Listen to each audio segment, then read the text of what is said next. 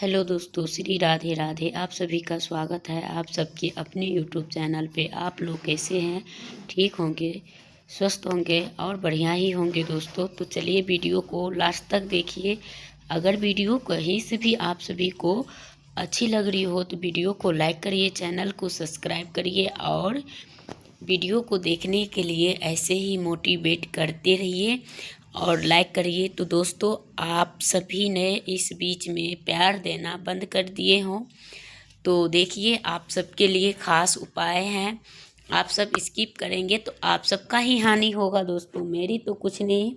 तो आप लोग चलिए जानते हैं, ये विजयी या जो एकादशी है पर करे एक चीज़ बांध देना है, वो किसमें? तो तुलसी माता में। तो पैसा गिनते गिनते थक जाओगे। तो वो कौन सा कार्य है दोस्तों, तो ये जानेंगे। और वीडियो को पूरा वॉच करिएगा। हम कब और कैसे बता देंगे तो आपको समझ में नहीं आएगी।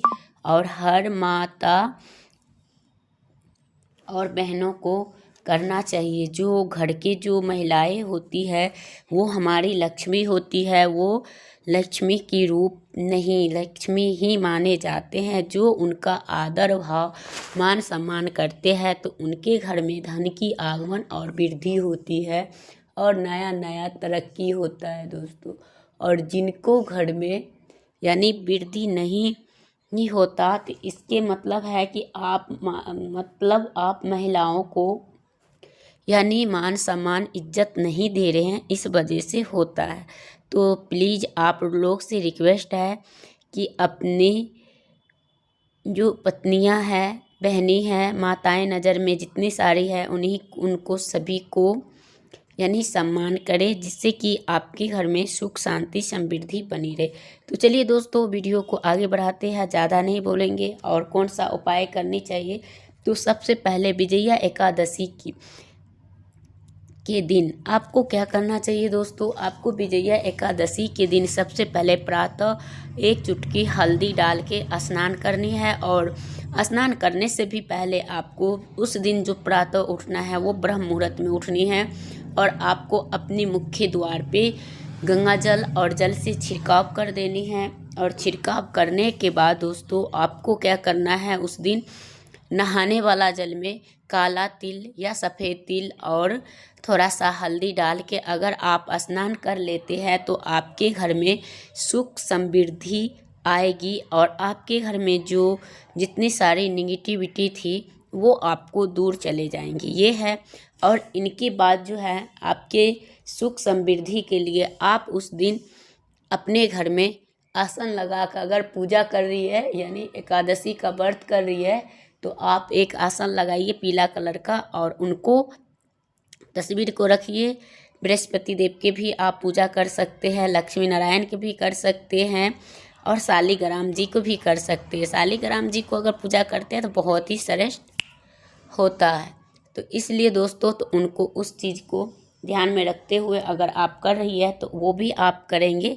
और शालिग्राम जी के पूजा जिनके घर में होते हैं तो दोस्तों उनको विशेष ध्यान रखा जाता है। उनको गंगा जल और जल से अभिषेक कराए और हर एक एकादशी पे, हर एक पूर्णिमा पर, हर एक अमावस पे नहीं आप डेली करवा सकते हैं ना, मतलब पंचामृत से। तो कम से कम इन त्योहारों को दिन में पंचामृत से अभिषेक जरूर करनी चाहिए। क्यों करनी चाहिए दोस्तों, क्योंकि अगर आप पंचामृत से करेंगे तो जो शालिग्राम जी होते हैं वो अत्यधिक पसंद होते हैं और आपके घर में जो है सुख शांति समृद्धि जो कार्य रुका हुआ होता है वो भी आपको शीघ्र ही सफलता देने लग जाते हैं और वो प्राप्त हो जाता है आपको। तो इन चीज़ को आप करिए। लेकिन हाँ दोस्तों, वहाँ पे एक शालिग्राम ओरिजिनल होता है और एक डुप्लीकेट। अगर डुप्लीकेट होंगे तो आपको कुछ नहीं करेंगे, अगर ओरिजिनल होगा तो आपके घर में वो आप उनकी विधिवत पूजा पाठ करेंगे तो देखिएगा आपको बहुत सारे लाभ मिलेंगे। और दूसरा क्या है दोस्तों कि शालिग्राम जी का भोग में हमेशा तुलसी दल चाहिए। और उनका अगर तुलसी जी का मंजरी से यानी पूजा करते हैं, चढ़ाते हैं उनके ऊपर तो शालिग्राम जी बहुत पसंद होते हैं। और शालिग्राम जी कौन है, तो शालिग्राम जी तो यही विष्णु, श्री हरि विष्णु ही हैं जो माता तुलसी से विवाह किए थे इस रूप में, तो वही हैं। तो इनको कौन नहीं जानता, सृष्टि में सब कण कण में जानते हैं। तो ये है। और आप सभी को अगर श्री हरि विष्णु या माता लक्ष्मी आप सबको अत्यधिक प्रिय हो तो वही व्यक्ति वैकुंठ लोग जाएंगे जो इस वीडियो को लाइक और 10 आदमी तक के शेयर करेंगे।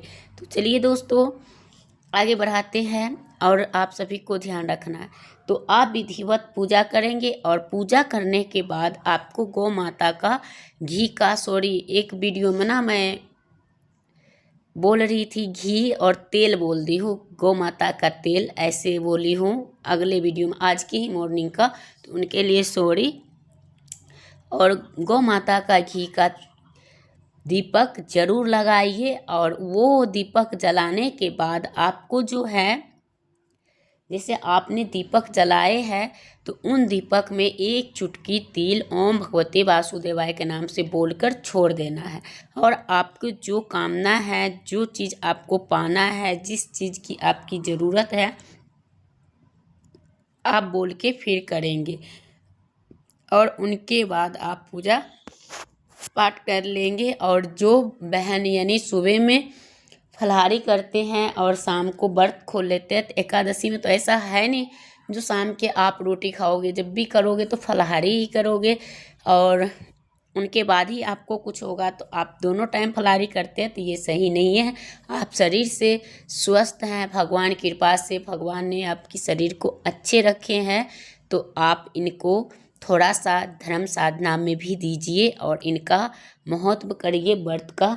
और एक समय अगर आप मीठा जल या शरबत पी रहे हैं तो कोई बात नहीं, लेकिन मुंह खोल के वो फलाहारी नहीं करिए दिन को। और संध्या काल में, यानी कि संध्या काल में दीपक सब प्रज्वलित करने के बाद आप फलाहारी कर सकते हैं। संध्या काल का बाद आप कर सकते हैं। और जिनका शरीर अगर स्वस्थ नहीं है, सामर्थ्य नहीं है और वो शरीर से मजबूर हैं, तो आपको कर लेना चाहिए, क्योंकि शरीर भी हमारी सबसे बड़ी धन होती है। जब हमारी शरीर ही नहीं रहते हैं दोस्तों, तब हम हॉस्पिटल के जब चक्कर काटते हैं तब हमारी शरीर को हमें कीमत पता चलती है। जब हमें लोग दर दर के ठुकराते हैं तब इस चीज़ का महत्व होता है कि अरे शरीर कितनी बड़ी कीमती थी और है और रहेंगे। तो सभी को ध्यान अपना सेहत पे भी देना है दोस्तों। और व्रत त्योहार भी देखिए, ये नहीं कि आप व्रत कर रहे हो तो ज़्यादातर व्रत ही करो।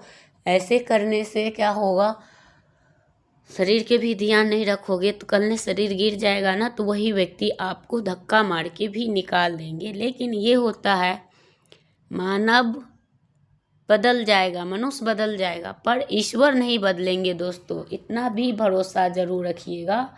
और यकीन करिएगा श्री हरि विष्णु का, वो आप अगर उनके शरण में चले गए हैं ना, तो वो आपको कभी भी नहीं हारने देंगे, कभी नहीं।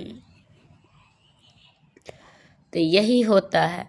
और जो लोग नहीं करते हैं तो उनको कोई वो मतलब ही नहीं होता, बस। तो यही है।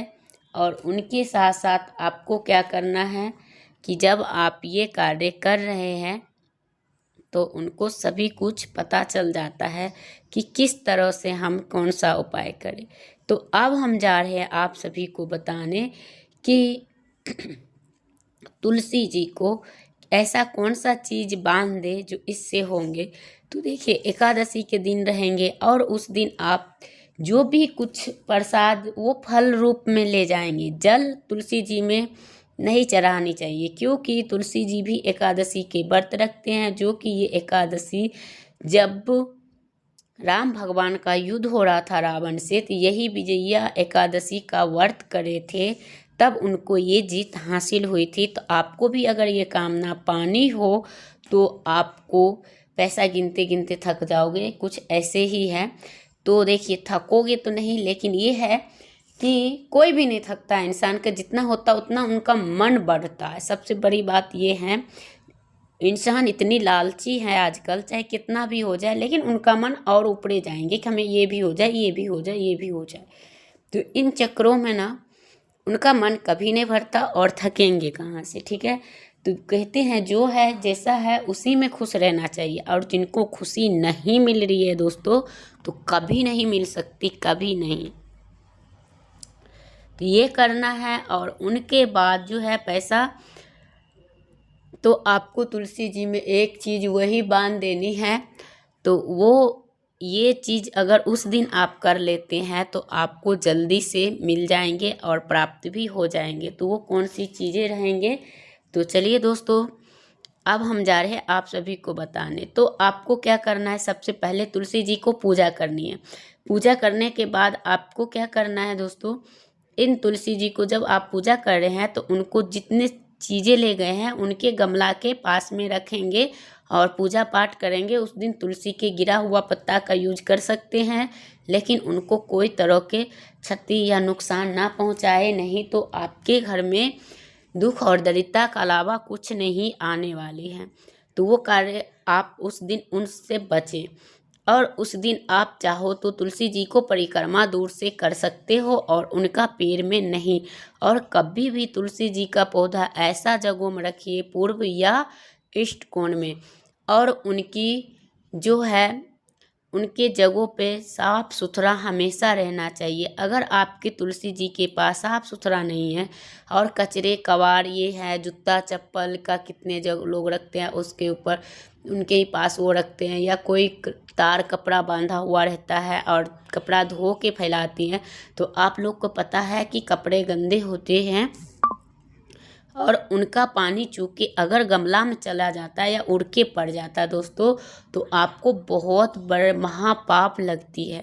तो इन चीज़ से इनको रक्षा करें और इनको बचाए। और जिनके घर में तुलसी जी सूख जाते हैं, चलो एक बार अगर कोई मुसीबत आने वाला होता है तब सूखता है, एक बार ऐसा होता है कि बार बार सूखते हैं, तो यकीन मानिए कि आपके घर में बहुत ज़्यादा कोई दुख आने वाली है, कोई कलेश होने वाली है। तो आप इनसे सतर्क हो जाइए और इनको समय समय पे पानी का देते रहिए और मिट्टी गुड़ाई करते रहिए, उनको देखभाल करिए जिससे कि ये हमेशा हरा भरा रहे। और जो लोग तुलसी को सेवा नहीं कर सकते तो वो लोग तुलसी जी लगाना भी नहीं चाहिए, नहीं तो उनको डेली मांग में सिंदूर और चूड़ियाँ पहन के बाल बांध के तब तुलसी जी में जल चढ़ानी चाहिए और पूजा पाठ तभी उन्हीं को करना चाहिए। बाल खुले में कभी भी तुलसी जी की पूजा नहीं करना चाहिए। तुलसी जी के आसपास कोई कूड़ा कबाड़ भी नहीं होनी चाहिए। तो चलिए दोस्तों अब हम जा रहे हैं बताने कि आप उस दिन तुलसी जी में विजया एकादशी पर आप एक पीला कलर के चुन्नी ले आते हैं और माता तुलसी के जड़ में बांध देते हैं। ओम नमो भगवते वासुदेवाय बोल के 21 बार, और फिर बांधने के बाद आप परिक्रमा लगाकर और उनका मिट्टी उठाकर पीले कपड़े में बांधकर रख देते हैं। तो यकीन मानिए कि आपको इतने पैसा आएंगे कि आपको कहीं किसी के आगे हाथ नहीं फैलाने पड़ेंगे। तो ये बहुत जल्द देखने के लिए मिल जाएंगे। और ये विजया एकादशी जो है बहुत श्रेष्ठ है, बहुत संपूर्ण है, और ये अपने आप में नहीं दोस्तों, ये